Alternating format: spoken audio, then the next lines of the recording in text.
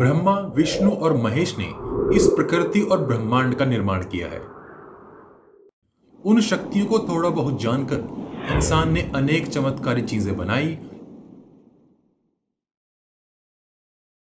और अनेक विध्वंसकारी अस्त्र शस्त्र भी बनाए जिनसे अत्यंत विनाश किया जा सकता है।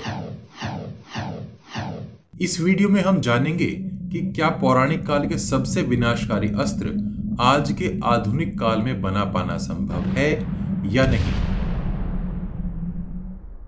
इस वीडियो में हम 3 अत्यंत विनाशकारी अस्त्रों की बात करेंगे। बाकी महान अस्त्रों के लिए इससे पहले आ चुकी वीडियो को आप देख सकते हैं। ब्रह्मास्त्र। ब्रह्मास्त्र एक ऐसा अस्त्र है जिसकी व्याख्या रामायण और महाभारत दोनों में मिलती है। इस अस्त्र में ब्रह्मा जी की शक्ति का अंश बताया जाता है। ब्रह्मा जी ने इस संपूर्ण सृष्टि को उत्पन्न किया है,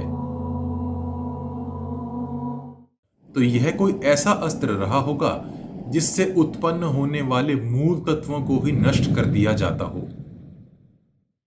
वर्णन मिलता है कि इस अस्त्र पर ब्रह्मा जी का एक सर प्रकट होता था। मतलब यह ब्रह्मा जी से उत्पन्न पदार्थ के सिर्फ एक आयाम को नष्ट कर सकता था। जहां भी इस अस्त्र से विध्वंस होता था वहां की पृथ्वी पूर्णतया बंजर और किसी भी जीवन को आधार देने में अक्षम हो जाती थी। वेदों में वर्णन मिलता है कि ऐसे विध्वंसकारी अस्त्रों का साधारण युद्धों में उपयोग वर्जित था। सिर्फ विशेष परिस्थितियों में ही इसके उपयोग की अनुमति थी। तो क्या आज के समय ब्रह्मास्त्र जैसा कोई अस्त्र बनाया जा सकता है?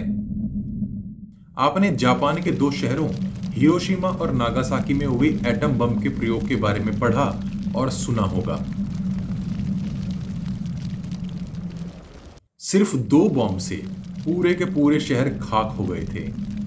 इन्हें एटम बम भी इसलिए ही कहा जाता है क्योंकि ये जीवन के मूल तत्व एटम की असीमित ऊर्जा पर आधारित है।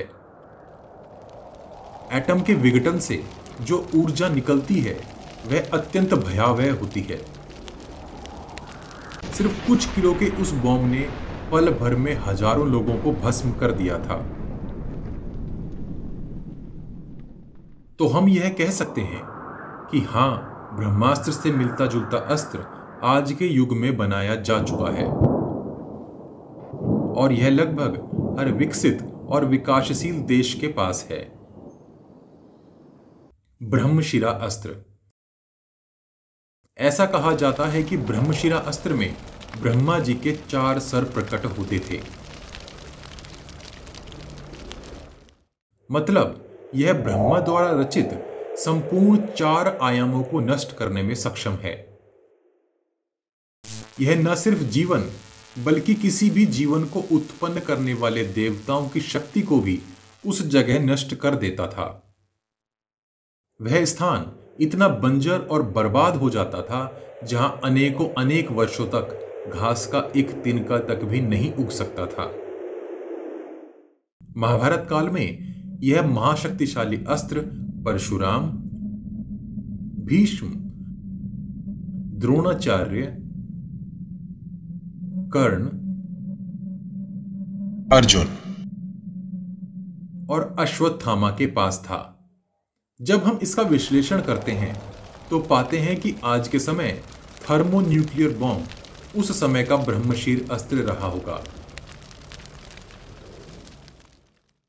थर्मोन्यूक्लियर बॉम्ब को हाइड्रोजन बम या एच बॉम्ब भी कहा जाता है।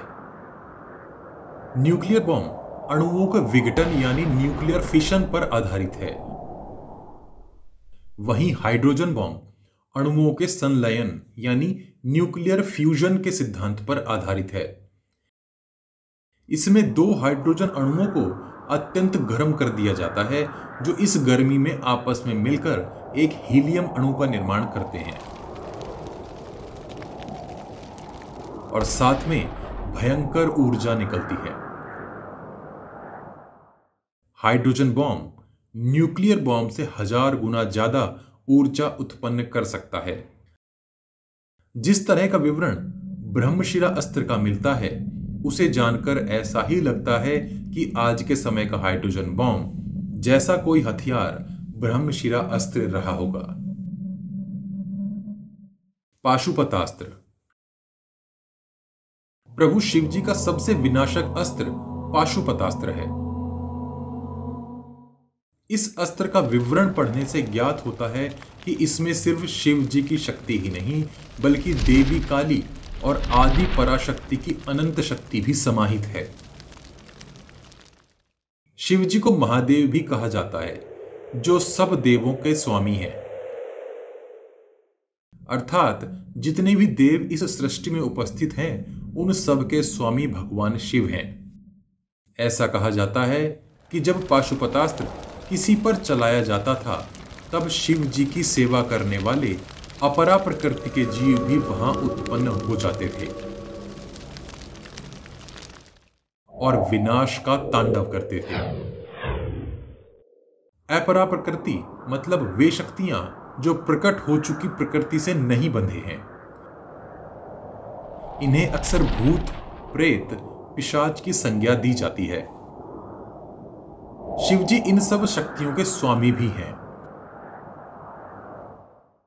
ऐसा समझा जाता है कि जिसे भी पाशुपतास्त्र का ज्ञान हो जाता था, उसे अन्य दिव्य अस्त्रों का ज्ञान भी अपने आप ही हो जाता था। इस अस्त्र का ज्ञान महाभारत काल में अर्जुन के पास था। आज तक ऐसे विषयों को विज्ञान अंधविश्वास ही मानता है और उस दिशा में ज्यादा प्रयोग नहीं किए जा सके हैं। तो क्या आज का विज्ञान पाशुपतास्त्र जैसा हथियार बना सकता है?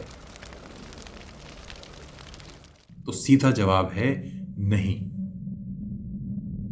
जब वैज्ञानिक धीरे धीरे स्थूल प्रकृति के अलावा अस्थूल प्रकृति को समझने लगेंगे, तब शायद उन अपरा शक्तियों को जान पाएंगे जो आज अनजान मालूम पड़ती हैं।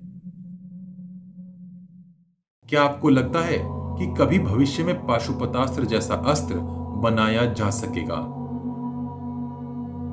आप हमें कमेंट बॉक्स में कमेंट करके बता सकते हैं। हमें आपकी राय का इंतजार रहता है और हमारे दर्शकों को आपसे कुछ सीखने को भी मिलता है। अपने प्रियजनों तक यह ज्ञान पहुंचाने के लिए वॉच गॉड चैनल को सब्सक्राइब और शेयर करना मत भूलिए। सब्सक्राइब बटन के बगल में बनी छोटी सी घंटी भी बजा दीजिए। जय श्री कृष्ण। हर हर महादेव।